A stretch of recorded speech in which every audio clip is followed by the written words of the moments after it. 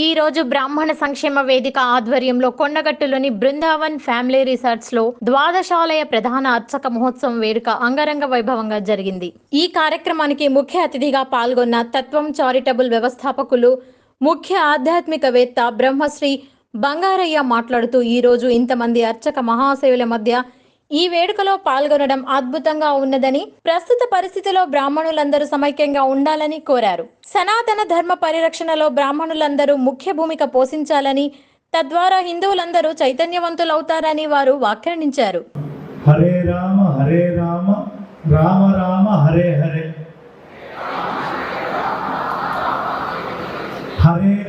హరే దేవ వాసుదేవ హరే హరే. విశేషమైనటువంటి వేదిక.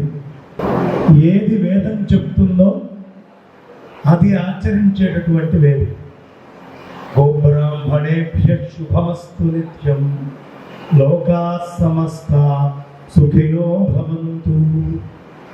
ఆ గోబ్రాహ్మణేభ్యః శుభమస్తు నిత్యంలో వేదమే చెప్తోంది బ్రాహ్మణి సంక్షేమం చాలా ప్రధానం. ఇది తెలిసినటువంటి మా బాలా శ్రీనివాస్ గారు, మా గాంధీ గారు, దాని వైస్ ప్రెసిడెంట్ గారు, దీంట్లో ఉండే కార్యవర్గ సభ్యులు అందరూ కూడా బ్రాహ్మణ సంక్షేమ వేదిక అనే పేరు మీద ఒక వేదికను ఏర్పాటు చేసి అనేక మందికి ఈ వేదిక ద్వారా నేనే ప్రత్యక్ష సాక్షి సహకారం చేశాను. కరోనా సమయంలో ఉప్పులు పప్పులు అందించేటటువంటి దగ్గర నుంచి అవసరమైనటువంటి అనేకమైనటువంటి వస్తువులని అందించడం, ఆర్థిక సహకారం చేయడం, ఆసుపత్రులలో ఉన్న వాళ్ళకి సహకారం చేయడం, ఇలా సహకారంతో పాటు బలంగా ఉన్నటువంటి బ్రాహ్మణులు ఒక దగ్గర తొందరగా కలవరు. ఎందుకయ్యా? బ్రాహ్మణ అనేకత్వం. ప్రతివాడు తెలివిగలవాడే. మరి తెలివిగలవాడైనటువంటి బుద్ధి పాదరసంలాగా పనిచేస్తుంది. అదంతా దగ్గర కలవడం కష్టం. ఎక్కడ పడితే అక్కడ చెక్కిపోతుంది. కారణం మేధా సంపత్తి బాగా ఎక్కువగా ఉండడం. భయంకరమైనటువంటి కలికాలం. కొండ గట్టు దగ్గరే చెప్పుకోవాల్సినటువంటి గుర్తు ఇది. ఏమిటి అంటే, ఇవాళ మనం గనక ఇదే విచ్ఛిన్న ధోరణిలో ఉండి ఒకళ్ళం కలవకపోతే సమకాలీనంలో సనాతన వైదిక ధర్మాన్ని సర్వనాశనం చేసినటువంటి ఆ ఫలితం మనమందరం అనుభవించాల్సి వస్తుంది. దీంట్లో అనుమానమే లేదు. నిస్సంకోచంగా నిర్మోహమాటంగా చెప్తున్నాను. కారణం ఏమిటి అంటే, ఓ పక్క నుంచి విదేశీ శక్తులు, ఒక పక్క నుంచి లోపల విచ్ఛిన్నవాదాలు, ఇంకొక పక్క నుంచి నాస్తికవాదాలు, ఇంకొక పక్క నుంచి ఆస్తికవాదంలో నా దేవుడు గొప్ప అంటే నా దేవుడు గొప్ప అని మాట్లాడుకునేటటువంటి రోజులు. ధర్మపురిలో ఉండేటటువంటి ఆ నారసింహస్వామి వారు అద్భుతమైనటువంటి క్షేత్రం, అనన్య సామాన్యమైనటువంటి క్షేత్రం, శివకేశవ అభేదాన్ని చెప్పేటటువంటి క్షేత్రం. అలాంటి వైభవమైనటువంటి ఆ క్షేత్రం నుంచి ఆయన వచ్చి నరసింహస్వామి కూర్చున్నారు. అలాంటి ఆ నారసింహ రూపం, ఆ ఉగ్ర నారసింహం ఇవాళ ఈ ధర్మానికి వచ్చినటువంటి దాన్ని మొత్తం పటాపంచం చేయాలి. మనందరి లోపలికి ఆయన వచ్చి కూర్చోవాలి. ఏమంటే ఉగ్ర నారసింహుడు అవసరమా అంటే, ఉగ్రత్వం కూడా అవసరమే అండి. ఉగ్రత్వం లేకపోతే పనులు కావు. మనకి తెలిసిన పిల్లవాడు గుండెలో పడ్డాడు, ఓ ట్యాంకులో పడ్డాడు. వాటిని బయటికి తీయడానికి నవ్వుకుంటూ సరదాగా వెళ్ళి ఏంటి షేక్ అని బయటికి తీయడెవడు. లేని ఉగ్రత్వాన్ని లోపలికి తెచ్చుకొని ఒక్కసారిగా బయటికి లాగుతాడు.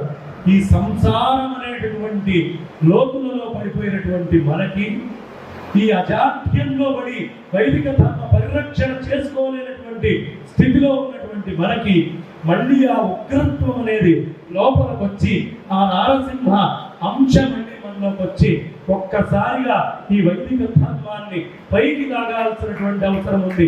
ఆ ఉగ్రత్వం మన లోపలికి చేరాల్సినటువంటి అవసరం ఉంది. గట్టిగా తప్పట్టుకుంటున్నాను.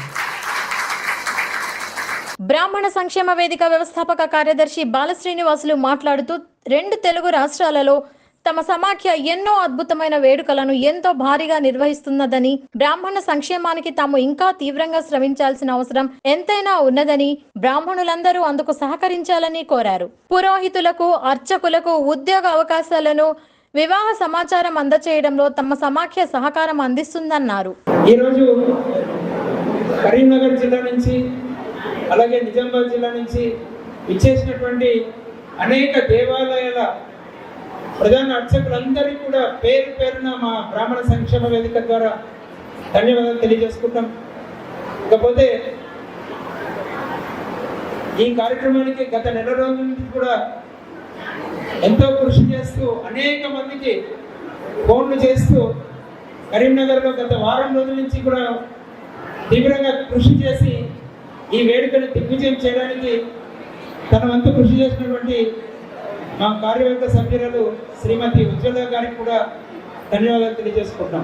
మీరు చూసినటువంటి సంక్షేమ పథకాలు మా వీడియోలో అనేక హాస్పిటల్స్లలో, విద్యా సంస్థలలో, కొన్ని హోటల్స్లలో మా సంక్షేమ వేదిక రాయితీపూర్వకంగా ఒప్పందాలు తీసుకొని మన బ్రాహ్మణ బంధుమిత్రులందరికీ కూడా తక్కువ రేట్లలో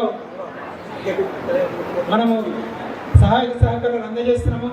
ఇకపోతే ఈరోజు ఈ వేద పండితుల సభ కోసము మేము ఇంతకుముందు ఒకసారి చేసాము 2022లో. దాదాపుగా 112 ప్రధాన పుణ్యక్షేత్రాల నుంచి కూడా అర్చకులందరినీ కూడా ప్రధాన అర్చకులందరినీ కూడా పిలిచి మేము ఘనంగా సత్కరించడం జరిగింది హైదరాబాద్లో. కాబట్టి ఇలాంటి కార్యక్రమాల్లో మేము చేస్తున్నటువంటి ముఖ్యమైనటువంటి రీజన్ ఏంటంటే, ఈరోజు అర్చకులలో చాలామంది కూడా మాకు ఫోన్లు చేస్తుంటారు, ఎక్కడైనా దేవాలయంలో మీకు ఉద్యోగాల అవకాశం ఉంటే చెప్పండి అని. సో దయచేసి ఈ వేదిక మీద ఉన్నటువంటి వారు, ఇక్కడ ఇచ్చేసినటువంటి అనేక మంది అర్చక మహాశయులకు అందరికీ కూడా మా విజ్ఞప్తి ఏంటంటే, మీరు పనిచేస్తున్నటువంటి దేవాలయంలో ఏవైనా ఖాళీలు ఉన్నట్టయితే దయచేసి మా సంక్షేమ వేదిక తెలియజేయడం వల్ల తప్పకుండా 2-3 రోజుల్లోనే మీకు అర్చక పురోహితులను మేము అందజేయడం జరుగుతుంది. అనేక వందల మంది మా దగ్గర లిస్ట్ ఉన్నది. కాబట్టి దయచేసి మీరు ఉన్నటువంటి దేవాలయాల్లో ఏమైనా ఖాళీలు ఉన్నట్టయితే దయచేసి తెలియజేయండి. అట్లాగే ఇక్కడ విచ్చేసినటువంటి చాలామంది పురోహితులు కూడా, అర్చకులు కూడా చాలామందికి ఉద్యోగ అవకాశం దొరకట్లేదు. ఏదైనా దేవాలయాల్లో చూపించమని వారందరూ కూడా తప్పకుండా మా సంక్షేమ వేదికని మీరు కాంటాక్ట్ చేసినట్టయితే తప్పకుండా మేము ఉద్యోగ అవకాశాలు అందజేస్తాము. ఇకపోతే వివాహ సమాచారం కూడా మేము అనేక మంది అర్చకులకు, పురోహితులకు వివాహం జరగట్లేదని దాన్ని చాలా సీరియస్గా తీసుకొని అర్చక పురోహితులందరికీ కూడా మేము ఉచితంగా మా డేటాని అందజేస్తున్నాము. మేము హైదరాబాద్లో మా బంగారయ్య గారి ఆధ్వర్యంలో అనేక వందల మంది అడ్వకేట్ల ఆధ్వర్యంలో దాదాపు 18 మంది న్యాయమూర్తుల సమక్షంలో బ్రాహ్మణ సంక్షేమ వేదిక ఒక కార్యక్రమాన్ని నిర్వహించింది. ఆ రోజు మేము సంక్షేమ వేదిక ద్వారా వచ్చినటువంటి న్యాయవాదులని, న్యాయమూర్తులని ఒకటే కోరుకున్నాము. వేదిక నుంచి ఎక్కడైనా సరే, ఎవరినైనా సరే, ఏ పురోహితునైనా సరే, ఏ అర్చకునైనా సరే తీవ్రంగా దూషించినట్టయితే వారి మీద వెంటనే క్రమశిక్షణ తీసుకోవాల్సిందిగా మేము ఆ రోజు న్యాయవాదులను కోరడం జరిగింది. వారందరూ కూడా వెంటనే సమ్మతించారు. కాబట్టి ఏ అర్చకుడికైనా, ఏ పురోహితుడికైనా అవమానం జరిగినట్టయితే వెంటనే మా సంక్షేమ వేదికకు తెలియజేయండి. అక్కడ ఉన్నటువంటి న్యాయవాదుల సపోర్ట్ తోటి మేము మనల్ని దూషించినటువంటి వారి మీద లీగల్గా మేము యాక్షన్ తీసుకుంటాము. ఎక్కడ కూడా కాంప్రమైజ్ అయ్యే సమస్య లేదు. విశాఖపట్నంలో ఇంతకుముందు ఉన్నటువంటి గవర్నమెంట్లో ఒక మినిస్టర్ మీదనే మేము ఎఫ్ఐఆర్ లాంచ్ చేసాము. ఆ మినిస్టర్ కాంప్రమైజ్ అయ్యాడు, మళ్ళీ క్షమాపణ చెప్పాడు మా అందరికి కూడా. సో ఇలాంటివి ఎక్కడ కూడా కాంప్రమైజ్ అయ్యే సమస్య లేదు. అర్చక పురోహితుల మీద ఎలాంటి దాడులు జరిగినా, ఏ విధంగానైనా దూషించినట్టయితే తప్పకుండా వారి మీద క్రమశిక్షణ కేసు పెట్టడం జరుగుతుంది.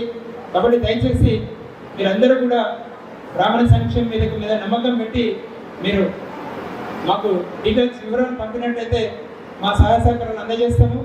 మాది చతుర్థ వార్షికోత్సవం జరపడానికి మా బంగారయ్య గారి గోశాల ఎల్బీ నగర్లో రీసెంట్గా ప్రారంభోత్సవం చేశారు.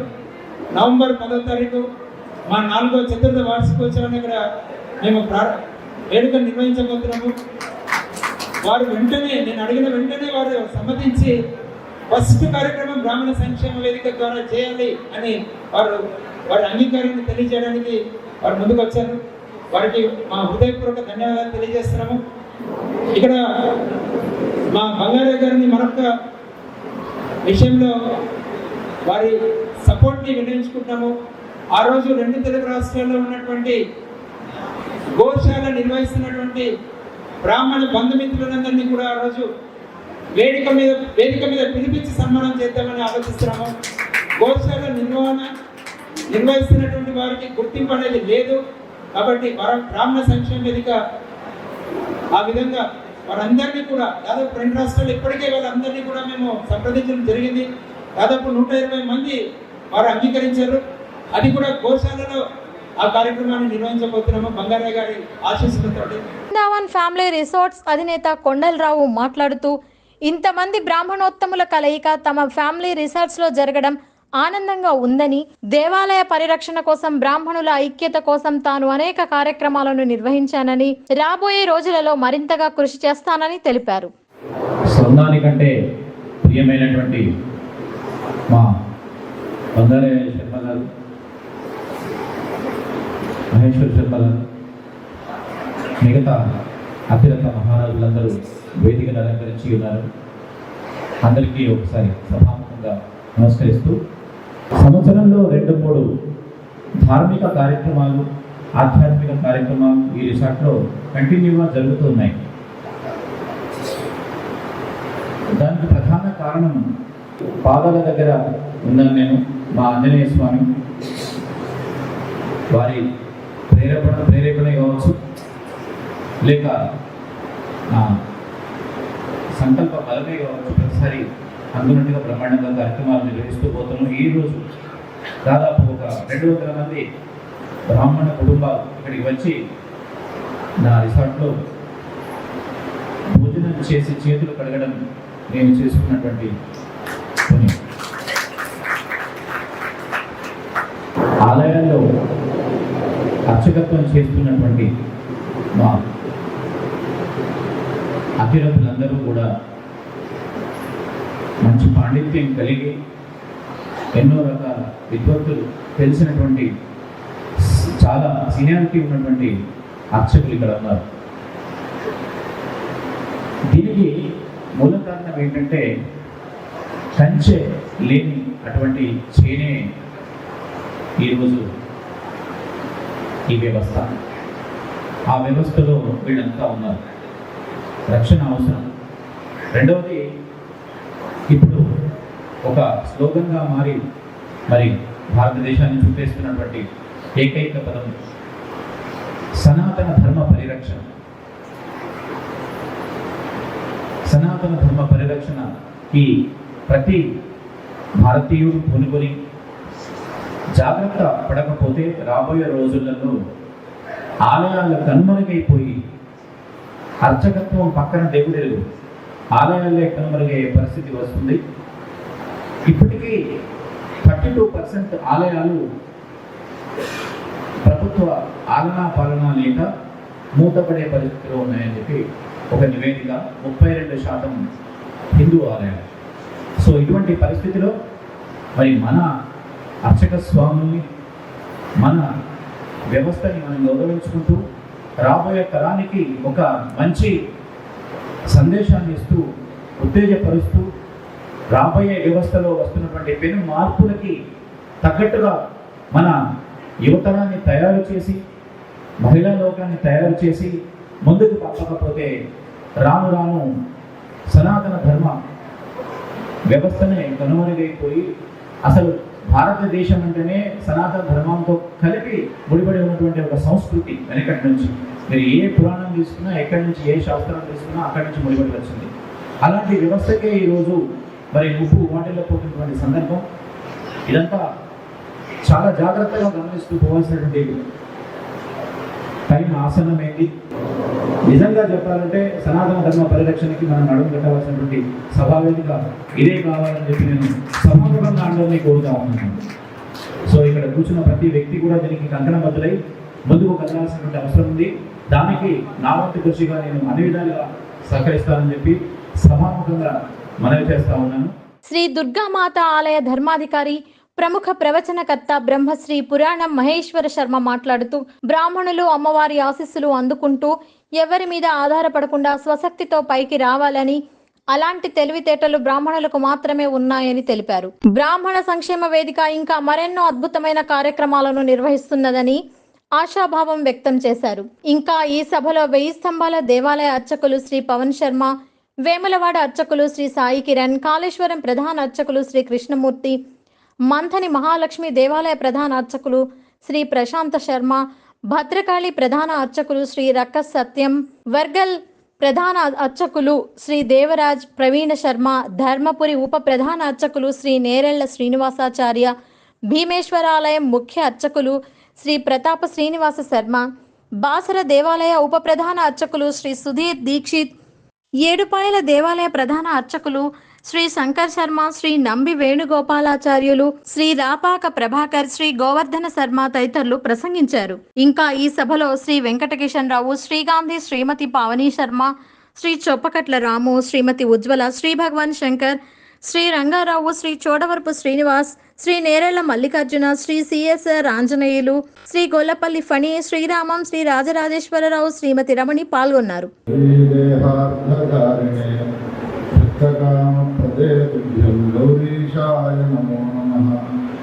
శంకరాసక్తమనసాం నమజ్జన ఫలప్రదాం సౌందర్య సార సర్వస్వాం శ్రీ గౌరీ ప్రణమామ్యహం.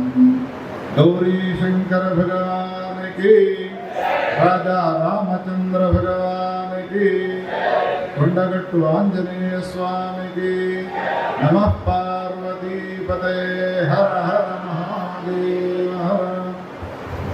శ్రీమద్ భాగవతంలో వైకుంఠ లోకంలో శ్రీమన్నారాయణమూర్తి విశ్రాంతి తీసుకుంటున్న సమయంలో సనకాది ఋషులు వస్తారు. ద్వారపాలకులు లోపలికి వెళ్ళవద్దు నిరాకరిస్తారు. ఏమో గొడవ జరుగుతున్నదేమి, లోపల ఉన్నటువంటి శ్రీమన్నారాయణమూర్తి ద్వారదేశానికి వస్తారు. రాగానే జరిగిన వృత్తాంతాన్ని వివరిస్తారు.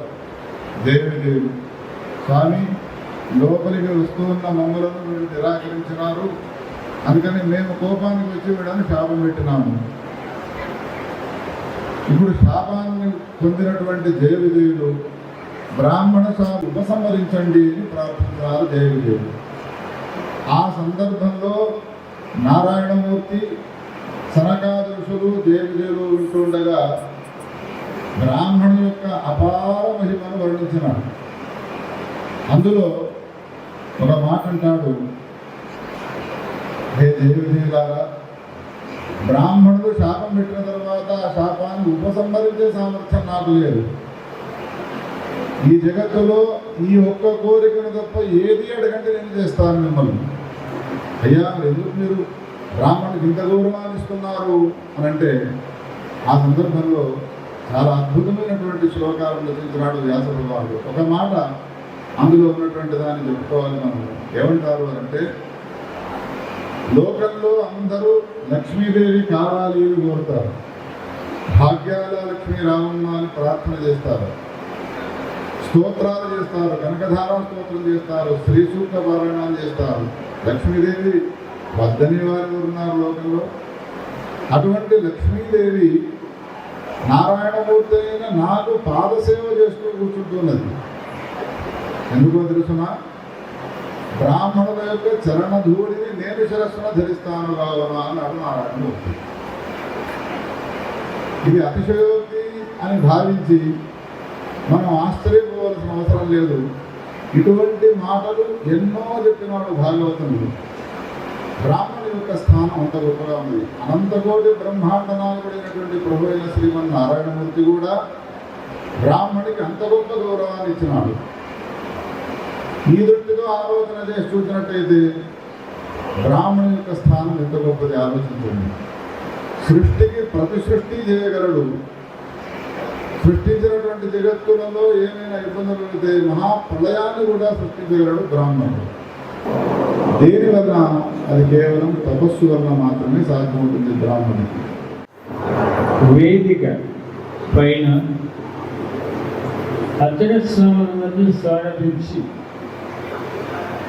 ఇక్కడ వారికి ఒక చక్కని గుర్తింపు గల సన్మానం చేసుకోవడం అనేటువంటిది మనకు మనం సన్మానం చేసుకున్నంత గొప్పవాడు. అర్చకస్య తపో యోగ అర్చనస్య అతిశాయన సాధకస్య ప్రభావేణ శిలా భవతి కేశవ. రాజుగారు వాడి ఇంటి ముందర ఉంటే రాయిని అందరూ తొక్కుతూ ఉంటే పాపం చాలా బాధ కలిగి దీన్ని ఏం చేస్తే బాగుంటుంది అని అక్కడ ఉండే మంత్రులను సామంతులను సలహాదారులను అందరిని అడిగిన అయ్యా ఇది వల్ల అర్చకుడిని అడిగితేనే తెలుస్తుంది అలా. అతను స్నానం వినిపించాడు. ఏమీ లేదండి, దీనికి చక్కగా మూర్తిగా తయారు చేయించి ఆలయంలో పెట్టి ఆరాధన జరుగుతూ ఉంటే తొక్కిన కాళ్ళే సాష్టాంగ మొక్కుతాయి ఇక్కడికి వచ్చి. అంటే ఈవేళ ఈ కలియుగంలో ప్రథమ జనంలో సుమారుగా 5250 సంవత్సరాలు జరిగి పోతున్నటువంటి తరుణంలో కూడా వాడు హితుడా, స్నేహితుడా, నాయకుడా, ఆ తర్వాత వ్యాపార వ్యవస్థ కలిగిన వారా, అధికారుల అన్ని తలలు వచ్చి వంచుతున్నాయంటే ఒక బ్రాహ్మణి పాలకి. అది గుర్తుపెట్టుకోవాలి. ఆ వంచగలిగిన శక్తి ఎవరిచ్చారు అంటే ఆ వంచగలిగిన శక్తిని పెంచిన వాడు భగవంతుడు. నమో మహద్భ్యో నమః. దిగ్విజయంగా ఈ సన్మాన వైభవ శోభాయాత్ర కొనసాగుతుంది. బ్రాహ్మణుడికి ఎక్కడున్నా సరే ప్రపంచం సన్మానిస్తుంది. వారి పవిత్ర పాదపద్మాలకు నమో నమః పునః పునః. మీ సేవలు కొనసాగాలి, మరిన్ని ఆలయాలు విస్తరించాలి, మీకు సభావనంలో బాగా రావాలి. ప్రియంగా శుభంగా ఈ బ్రాహ్మణ సంక్షేమ వేదిక అలంకరించిన పెద్దలకు, వచ్చిన బ్రాహ్మణోత్తములకు చాలా ధన్యవాదాలు తెలుపుతూ ఈ యొక్క మంచి కార్యక్రమాలు ప్రధాన దేవాలయాలు, ప్రధాన అర్చకుల నుంచి సన్మానం చేయడం చాలా సంతోషకరంగా ఉన్నది. ఇటువంటి కార్యక్రమాలు ఎన్నో చేయాలని ఈ బ్రాహ్మణ వేదికకు మరొకసారి ధన్యవాదాలు. ఈ ద్వాదశ ఆలయ ప్రధాన అర్చక సన్మాన మహోత్సవం చాలా అంగరంగ వైభవంగా జరిగింది. మరి ఇటువంటి మహత్తర సన్నివేశము ఈ సభ చూడడానికి చాలా నాకు ఆనందకరంగా జరిగింది. అందరూ ఈ ఎవరైతే సభకు అందరు హాజరయ్యారో వాళ్ళకి అందరికీ నాకు ఆశీర్వాదాలు ఇవ్వాలని కోరుచున్నాను. ఇంతమందికి సన్మానించడం, గౌరవించడం చాలా చాలా సంతోషాన్ని కలిగిస్తుంది. మా ధర్మపురి క్షేత్రం చాలా గొప్పనైనది. బహుశా అందరికీ మా ధర్మపురి క్షేత్రం గురించి తెలిసి ఉంటుంది. త్రిమూర్తి క్షేత్రంగా మా ధర్మపురి ప్రఖ్యాతి వచ్చింది. బ్రహ్మదేవుడు, శ్రీ మహావిష్ణువు, రామలింగేశ్వరుడు, ఈ ముగ్గురు మూర్తులు కూడా ప్రకాశిస్తున్న ఏకైక క్షేత్రము ధర్మపురి. బ్రహ్మ కరోతు దీర్ఘాయు, విష్ణు కరోతు సంపద, శివ కరోతు కళ్యాణం, సర్వత్ర విజయీ భవేత్ అని క్షేత్ర మహాత్మ్యంలో చెప్పబడ్డట్టు ధర్మపురికి వస్తే యమపురి లేదు. యమధర్మరాజుకు నమస్కరించి ఆ తదుపరి లోపలికి వెళ్తాడు. ఎవరైతే యమధర్మరాజు దర్శనం చేసుకుంటారో వాళ్ళ పేర్లను తాను నమోదు చేసుకొని ఆ తదుపరి యమలోక బాధల నుండి వాళ్లకు విముక్తి కలిగిస్తాడని స్థల పురాణం ద్వారా తెలుస్తోంది. తదుపరి యముని దర్శించిన తర్వాత లోపల సృష్టికర్త బ్రహ్మదేవుని యొక్క విగ్రహం అంత ఎత్తు విగ్రహం ధర్మపురిలో తప్ప ఈ భారతదేశంలో ఎక్కడ కూడా లేదు. ప్రతి భక్తుడు బ్రహ్మ వద్దకు వెళ్ళి చతుర్ముఖ నమస్తుభ్యం ప్రయాంతం శ్రీహరిం ప్రతి మాం దృష్ట్యా ప్రదం భక్త్యా పునర్మానయ సంస్కృత్యం అంటే ఈ బ్రహ్మను మేము నీ దర్శనం చేసుకొని శ్రీ మహావిష్ణు దగ్గరికి వెళ్తున్నామయ్యా, మళ్ళీ మాకు జన్మ కలగకుండా నీవు సృష్టికర్తవు కనుక మాకు మరణ పునర్జన్మ లేకుండా చేయవయ్యా అని బ్రహ్మను ప్రార్థించిన తదుపరి మహావిష్ణు స్వరూపుడైనటువంటి లక్ష్మీ నృసింహుని దర్శిస్తారు. అది యోగానంద నారసింహం. బంగారయ్య గారు ఎప్పుడు కూడా మా ప్రాంతంకు రాలేదు కనుక వారికి ధర్మపురి గురించి సంక్షిప్తంగా చెప్పాలి అనే ఆశతో చెప్తున్నాను. యోగానంద నారసింహము ఆత్మావతార దశకీన పరీత మూర్తే. స్వామివారు మధ్యలో ఉండగా తనదైనటువంటి 10 అవతారాలు స్వామివారి చుట్టూ ప్రకాశిస్తూ ఉంటాయి. శాలిగ్రామ విగ్రహం స్వయం వ్యక్త. ఎలా స్వయం వ్యక్త అంటే ఆగమ శాస్త్రంలో ఏ విగ్రహానికైతే హరిపాదాలలో సుదర్శన చక్రం ఉంటుందో అది స్వయం వ్యక్తగా పాంచరాత్రాగా చెప్పబడ్డది. లక్ష్మీ నరసింహస్వామి వారి యొక్క కుడి కాలులో మధ్యన సుదర్శన చక్రం ఉంది. అభిషేక సమయంలో మూల విగ్రహ దర్శనం తప్పకుండా చేసుకోవచ్చు ఎవరైనా కానీ. అలా శాలగ్రామ విగ్రహం యోగానంద నారసింహస్వామి ఆయనే తనకు తానుగా వచ్చి వెలసినట్టు ధర్మపురి క్షేత్ర మహాత్మ్యంలో చెప్పబడ్డది. వేదిక కింద ఆశీర్వైనటువంటి బ్రాహ్మణ బంధువులందరికీ బ్రాహ్మణ సంక్షేమ వేదిక ఈరోజు ద్వాదశాలయ ప్రధాన అర్చకుల సన్మాన మహోత్సవానికి వచ్చేసిన వారందరికీ కూడా నమస్కరిస్తూ, మంథని మాది పూర్వపు మంత్రపురి మహాలక్ష్మి దేవాలయం కమలముల మధ్యలో వెలిసినటువంటి మా మంత్రపుడి మహాలక్ష్మి దేవాలయం ప్రస్తుతం మంథని గ్రామము. మాది దేవ బ్రాహ్మణ క్షేత్రము అని మా గ్రామమునకు పేరు.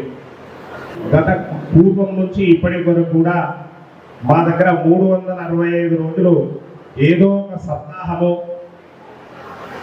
ధార్మిక కార్యక్రమం మా మంత్రిలో జరుగుతున్నది.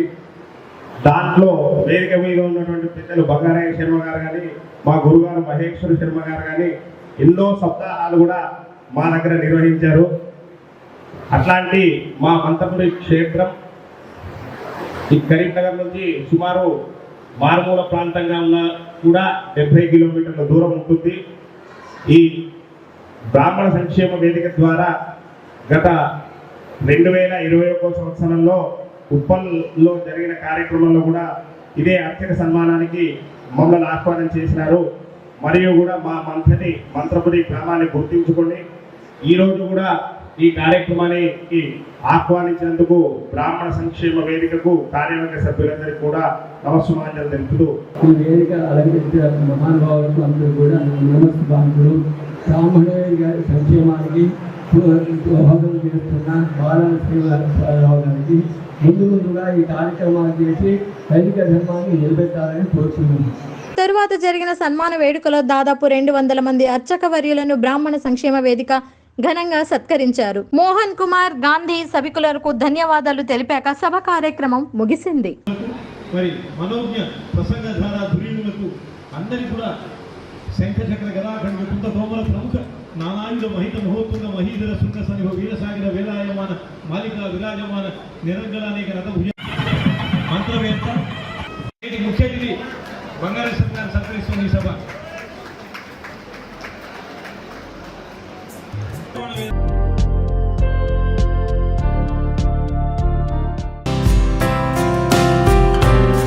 ఈ గ్లైమినో కంపెనీ మెయిన్ ఉద్దేశం ఏంటంటే we need to help farmers and we need to take care of soil by mostly encouraging them to practice scientific farming and natural farming.